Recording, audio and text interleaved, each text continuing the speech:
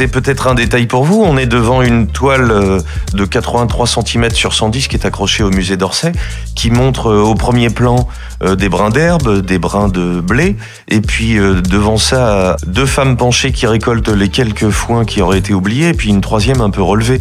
L'attitude de ces femmes est en train de montrer le côté répétitif et épuisant de cette tâche. En fait, c'est comme si elle décomposait le mouvement devant nous. Et en arrière-plan, mis à part ce ciel dégagé, des grandes meules de foin et puis une charrette remplie avec des hommes dessus et des chevaux devant qui montrent que la récolte a été bonne. Si on continue sur la droite, des gens qui s'activent jusqu'à ce petit groupe de maisons où on voit un régisseur général sur un cheval qui a l'air de surveiller l'ensemble du travail. Donc il s'agit déjà de montrer pour Jean-François Millet dans ses Glaneuses de 1857 la dureté du travail, la façon dont jusqu'à présent on l'avait pas trop montré. Mais le détail qui nous intéresse, c'est quand on regarde les tenues de ces glaneuses.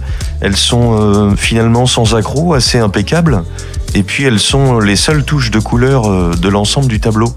Alors pourquoi est-ce que ce détail nous attire ? Parce que on pourrait penser que si ça se voulait réaliste, comme le mouvement auquel appartient Millet, ça aurait dû être abîmé, et puis un peu pauvre.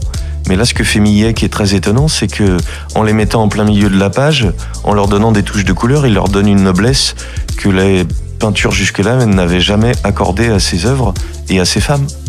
C'est peut-être un détail pour vous, mais là, ça veut dire beaucoup. BLP Radio.